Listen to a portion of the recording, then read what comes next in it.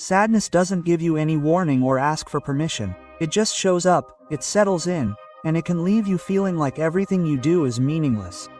No matter who you are or how much you've accomplished, no one is an example of this silent weight that makes you doubt yourself, paralyzes you, and robs you of your momentum.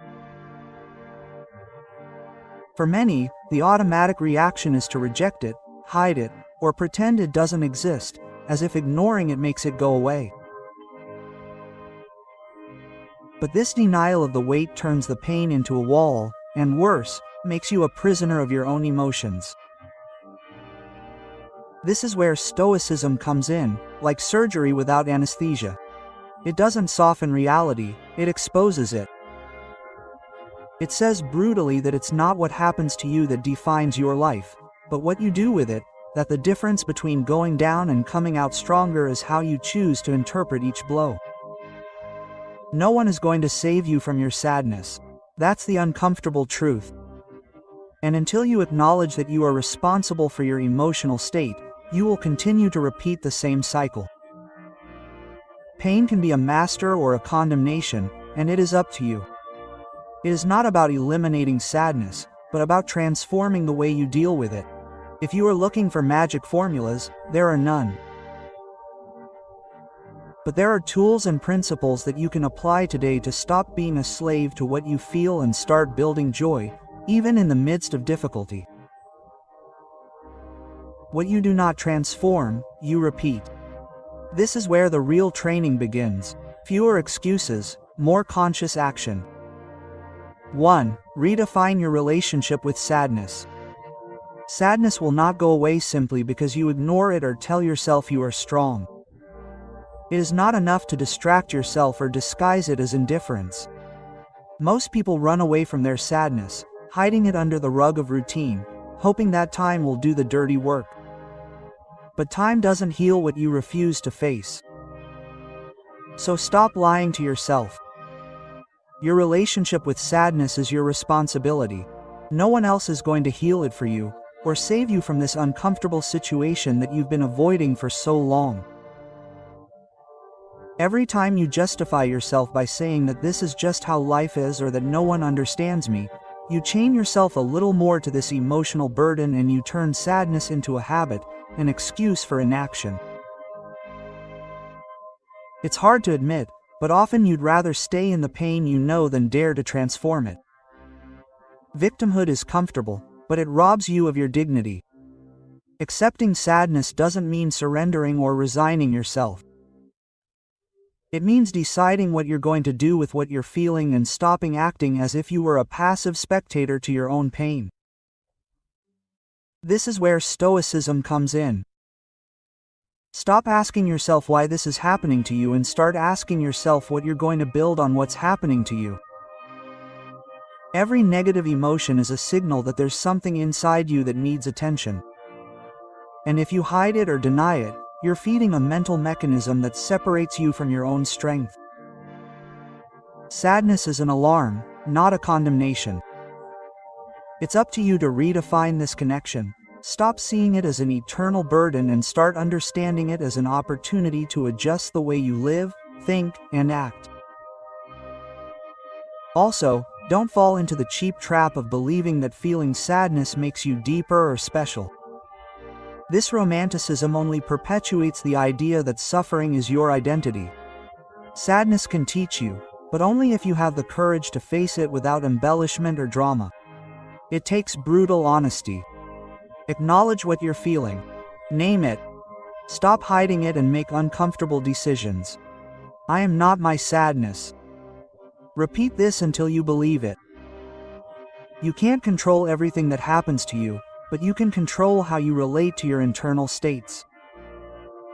If you allow sadness to be your filter, you distort everything you see and do. If you confront it and learn what it's showing you, you regain control over your energy and direction. Stop waiting for your mood to magically return.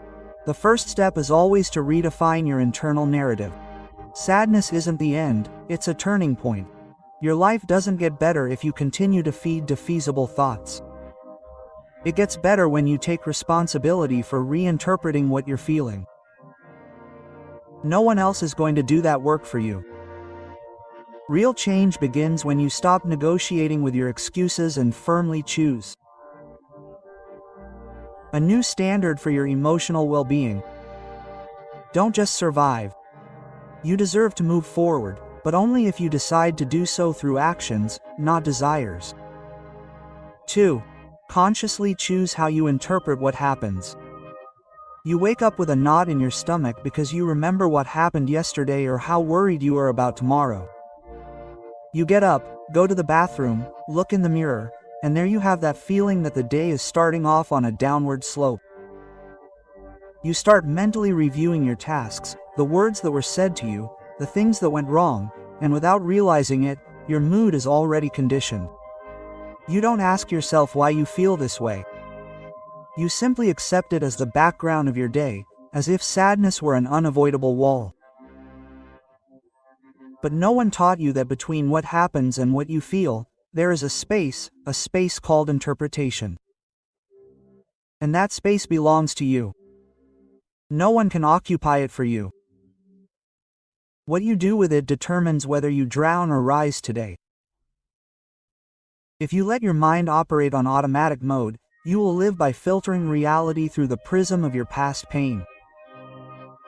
Every word from others, every gesture, every memory goes through a mechanism that decides whether you take it as an offense, a defeat, a confirmation of your fears, or an opportunity to grow. Most people are not even aware of this process, and so day after day, it reinforces the same pattern. You see what you expect to see. You feel what you think you deserve, and you repeat the story that suits you best to justify your current state. Interpretation is not neutral. It is an investment of energy. You spend your life believing that you are reacting to what is happening to you, when in reality, you are reacting to what you think is happening to you. And this nuance changes everything. Stoicism does not tell you to turn to stone. It tells you about freedom. Freedom to decide how you understand what happens to you, even in the midst of pain. You can choose whether a failure is a sign that you are worthless or an opportunity to adjust your trajectory. You can decide whether a loss is the beginning of the end or the start of a new phase. Every time you consciously choose how to interpret a fact, you diminish the power of automatic sadness and regain some control over your mood. If you don't train this mental muscle, life will drag you along according to the emotional climate of the day. But if you take the risk of thinking differently, you become the protagonist of your own process. I'm not asking you to lie to yourself or paint everything in a forced optimism. I'm asking you to observe with brutal honesty what story you are telling yourself and whether that story is bringing you closer to or further from the life you want. Sadness often comes not from what you lose, but from the rigid and fatalistic interpretation that you unknowingly choose. What happens is one thing. What it means to you is another. And therein lies the power. You can always rewrite the meaning. Choose again and again the meaning you give to what you experience. No one can take that freedom away from you. It's not magic, it's a daily practice. Change your interpretation and your reality will change. 3. Train your attention in the present. I recognize that my mind tends to avoid the present like someone trying to avoid looking at an unpaid bill. It's uncomfortable to admit it, but I have this automatic tendency to dwell on what went wrong, to anticipate problems that don't yet exist, or to carry past scenes as if they were some kind of emotional debt I haven't yet settled. My undisciplined attention becomes scattered. Part of it gets stuck in what I can't change from the past. Part of it projects itself into imaginary scenarios of the future. And what remains for the present is just a fragment of energy that is always insufficient. This is not something that happens by chance or a personal weakness. It is the result of years of poorly trained mental habits. It works like a reflex. When faced with pain, boredom, or discomfort, the mind flees to what it thinks will be relief. But in reality, this only delays the real confrontation with what we must live now. If you take the time to analyze this, you will see that sadness feeds precisely on this flight of attention. When you are not in the present, you become what has already happened or what you fear will happen. Anxiety and melancholy are nothing more than the price you pay for being divided between 1,000 thoughts instead of putting all your will into what is real in this moment. The present is not always comfortable or has easy answers, but it is the only arena where you can make decisions and transform something. Everything else is exhausting speculation. In fact, every time you catch yourself reliving the past or imagining a future disaster, you are using your attention, your most precious resource, to reinforce emotions that add nothing. They only subtract. Training attention in the present is ultimately an act of self-discipline and respect for your own life. No one is going to give you this approach, and it is not a matter of repeating superficial phrases about living in the moment.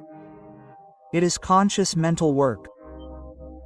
Every time you catch yourself running away from the now, you must redirect your energy without negotiation, like someone training a muscle that has been atrophied for years.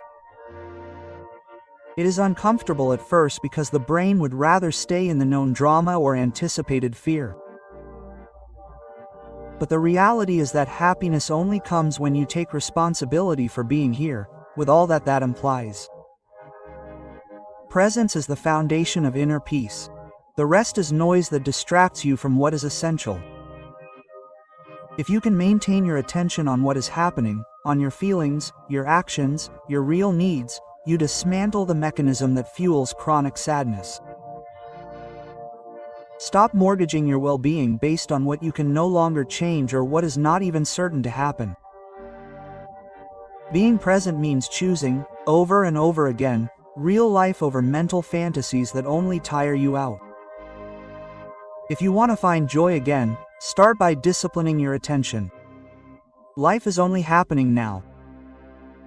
4. Take action even if motivation is minimal. There are days when life is like a dark room where everything seems still and the air becomes heavy. You watch the clock. The hours pass as if they didn't belong to you, and each movement seems to cost twice as much as if sadness had put on a lead vest. The body feels clumsy, the shoulders droop, the gaze remains fixed on one point, almost without blinking. Motivation doesn't arrive. It doesn't even respond to mental calls. There's only a dense inertia, an invisible resistance that ties you to the chair, the bed, or to the same soulless routines. But what almost no one tells you is that waiting to feel the urge to move is a trap. Motivation isn't an entry ticket, it's a consequence. No one feels it before starting. It's only after taking the first steps that enthusiasm begins to awaken timidly, like a cold muscle that only activates when you use it. There's no magic in it, just physics. Energy is created in movement, not in the tent. Observe the movements of your body when you decide to stand up without wanting to. Your foot touches the ground, your fingers seek support, your back gradually straightens. It is a simple, almost insignificant act. But in this minimal gesture, you are already regaining ground. Each action, even if it seems small, is a break in inertia. Stagnant water spoils, but a drop in motion already begins to change everything. No need to feel enthusiastic. Just get up and do something, even if it is mechanical. Make the bed, open the window, get a glass of cold water, go outside, even walk for 5 minutes. It is not about feigning joy or forcing an empty smile, but understanding that life is reactivated in action, not in the passive contemplation of discomfort. Stoicism teaches you that true control begins with what you do, not with what you feel. Moods are volatile, but action is yours. Do something, even if it's small, because that micro-movement is the tipping point that changes the trajectory of your day. Don't underestimate the power of the small. The sum of simple gestures repeated with discipline is what rebuilds confidence and weakens sadness. Waiting until you feel like it is like handing over the helm to apathy. The body, like the mind, needs clear signals that you haven't surrendered. Action before motivation, always. The difference between moving forward and getting stuck rarely depends on big decisions. It depends on the courage to move when your mind whispers that it doesn't make sense. Do it anyway. You don't have to feel strong to start. You need to start to regain strength. With movement comes sadness, even if it comes slowly. You decide whether to wait for miracles or turn every small act into a statement of rebellion. Don't underestimate the value of a single step. One step may be all you need today. 5. Make physical movement a daily habit. The body that doesn't move becomes a prison. This is the truth that no one wants to hear when sadness paralyzes you and you prefer to stay still waiting for your spirits to come and save you. But that's not going to happen. Believing that you can think or feel better without moving a single muscle is a fantasy that only prolongs stagnation. Physical movement is not a luxury or a friendly suggestion. It's a biological and psychological order. It's not about wanting to. It's about realizing that your body is the master switch of your emotional energy. If you resign yourself to days of being sedentary, don't fool yourself into thinking that sadness is something mystical that comes from outside. Inertia is chronic melancholy's best friend. If you don't move, you wither, and everything else is just a fancy-sounding excuse that's just laziness and self-compassion. The discipline of daily movement is non-negotiable if you really want to get out of this hole. You can read all the self-help books you want, repeat affirmations until you lose your voice, talk endlessly about your intentions for change. None of this replaces the brutal, direct signal your brain gets when you decide to use your body, even when you don't feel like it. Every step, every stretch, every exercise is a declaration of war against the habit of letting yourself sink into your own torpor. You don't need gym equipment or a heroic routine. You need the courage to get up, even if it's just to walk for 10 minutes, even if all you can do is stretch on the floor and feel the weight of your body. What matters is not intensity, but consistency. Every day without negotiating, even if it's minimal, even if you don't see immediate results, consistency kills paralysis. Stop selling yourself the idea that you're a victim of your emotions when you're not even capable of disciplining your body. Physical movement is the bridge between the mind and reality. If you don't cross it, you'll remain trapped in theories and fantasies of change that never happen. A body trained to move under any emotional state is a body that remembers how to rebel against automatic sadness. If your routine is always one of passivity, your morale will respond with the same apathy. Don't look for a magic solution. The only miracle is the daily sum of real physical action. The pain of the first movement is lighter than the pain of staying still, enough justifying yourself with stories of eternal fatigue or lack of motivation. The fatigue you feel is often just the price you pay for maintaining a routine that doesn't challenge your biology or your character. Physical movement is concrete proof that you haven't surrendered. If you want dignity, show it in your actions, not in your words. Energy can't be found, it can be generated.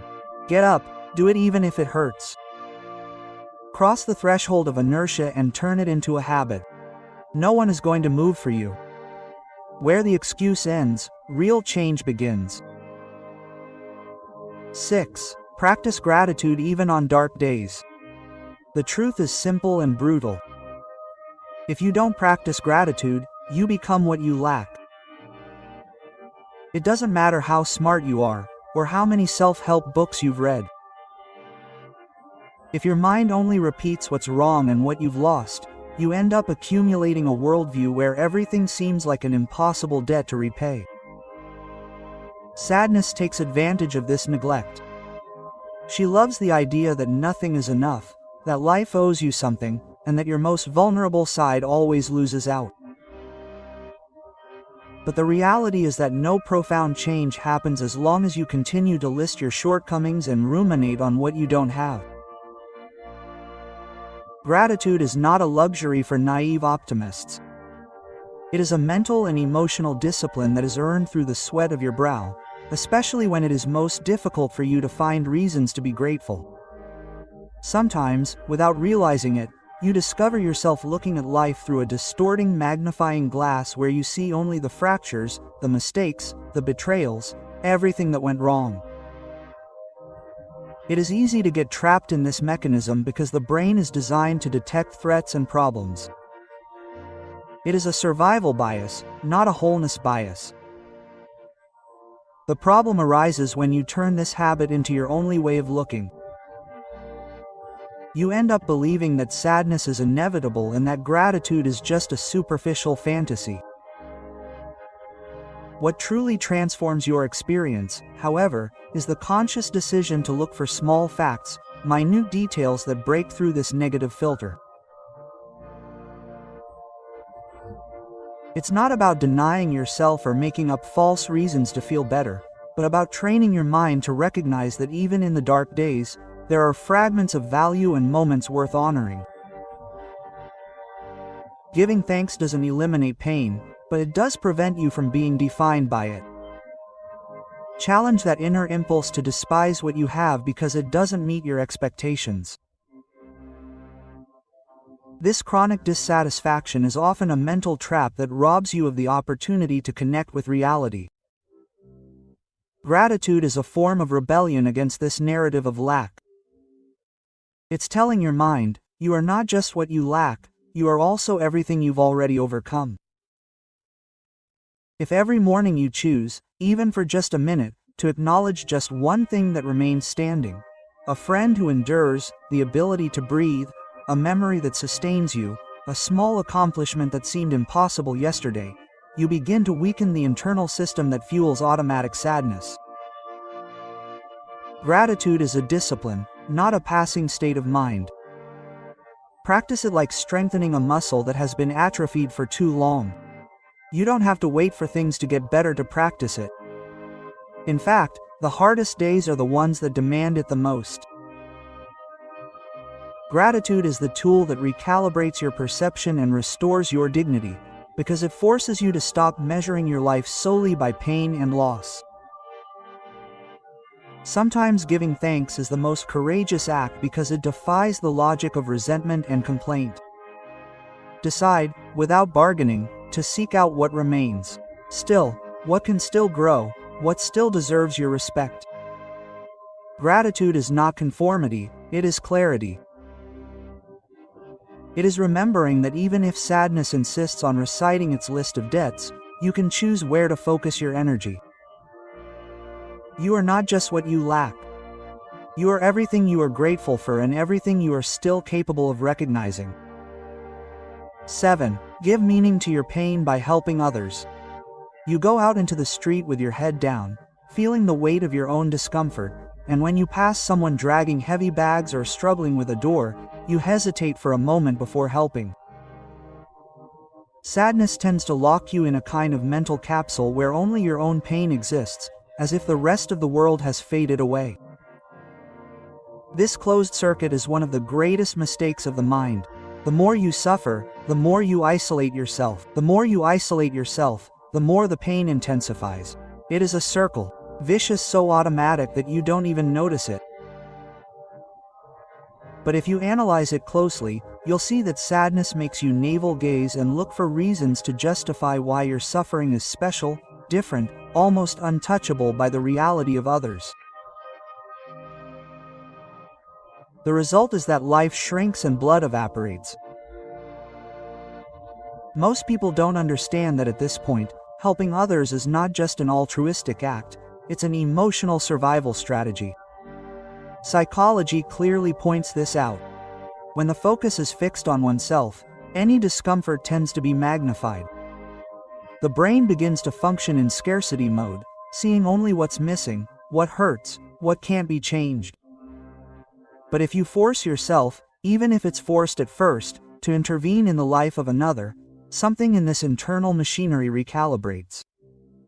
It's not about making grand heroic gestures, or becoming some kind of professional savior. A sincere message, listening to the one who is doing worse than you, offer your time or experience. Even if your motivation is minimal, it is enough.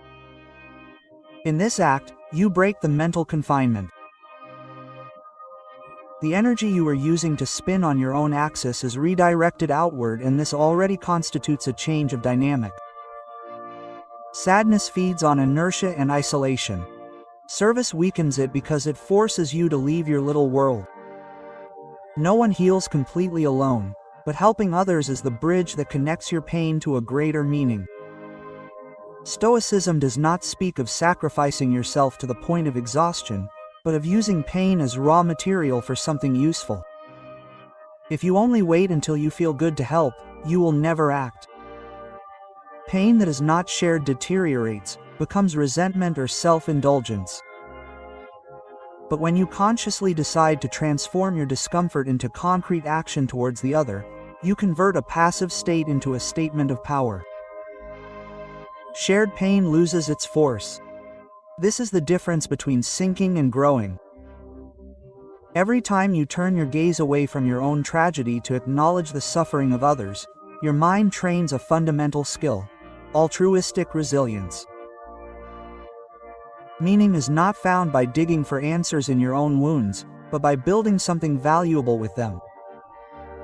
Purpose is not a mystical revelation or a motivational phrase. Purpose is what you do with what hurts you. When you decide to help even in something small, you show that your pain does not define you. It simply makes you human. Serve even when you don't feel like it. Give, even if you feel like you have little to offer, because the act of stepping outside of yourself is the best therapy for chronic sadness.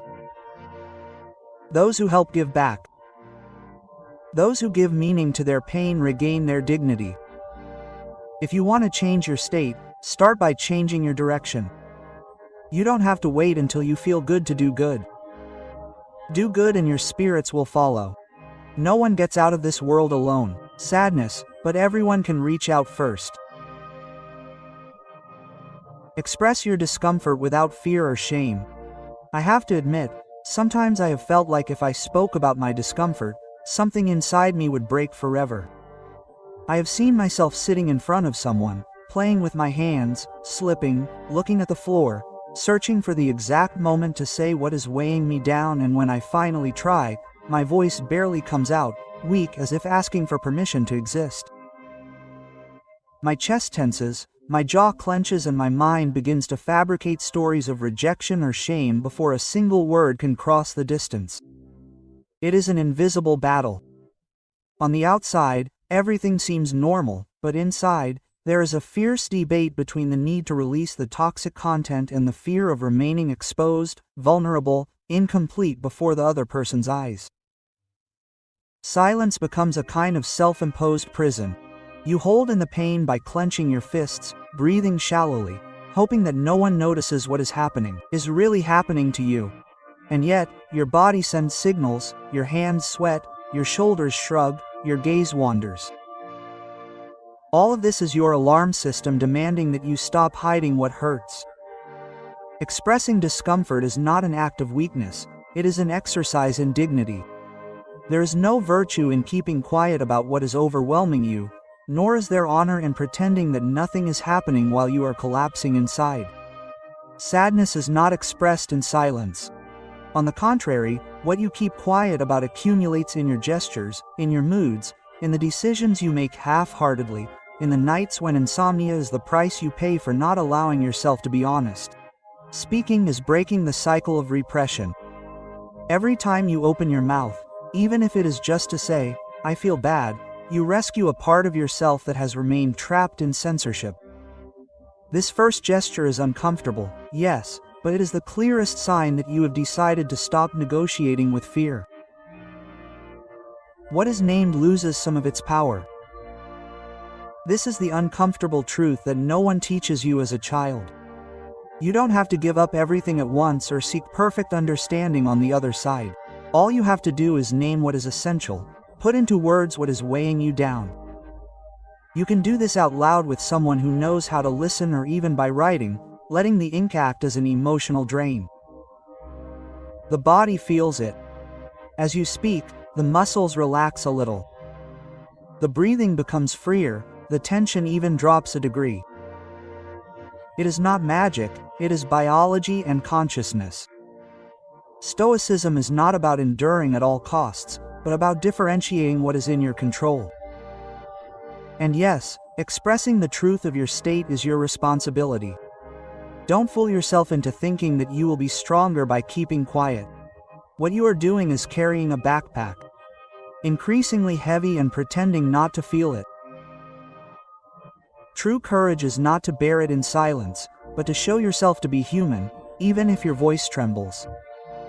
The fear of being judged is just a mental filter. Most people also carry their own burdens and will understand much more than you imagine. Sometimes the simple act of saying, "This hurts me," opens up a space where sadness transforms, even if only minimally, into the possibility of relief, or at least a rest for body and mind. You don't need permission to feel it or express it. Hiding pain is perpetuating it. Dignity begins where shame ends. Dare to name your discomfort and you will find that the unbearable becomes manageable. Speak up even if you don't know where to start. Your emotional health depends on this honesty, not on appearances. 9. Allow yourself to rest and renew without guilt.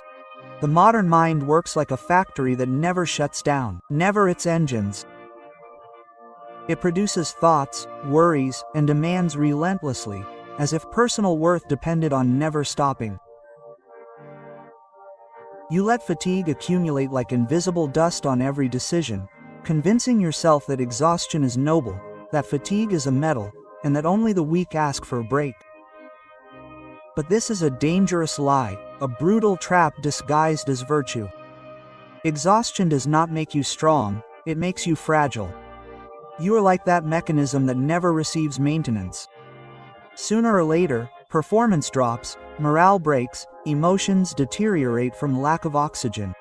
The body does not forgive the accumulation of physical and mental debts. Sadness seeps into precisely those spaces where you have never allowed yourself to stop and regain strength. There is no resilience without renewal. Those who only resist end up breaking. Stop telling yourself that resting is a waste of time or that you only deserve to stop when everything is done. This mindset leads you to slow self-destruction.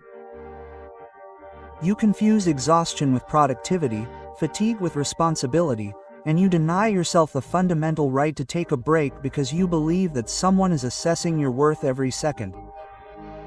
No one will tell you this to your face, but this self-demand is just another form of weakness.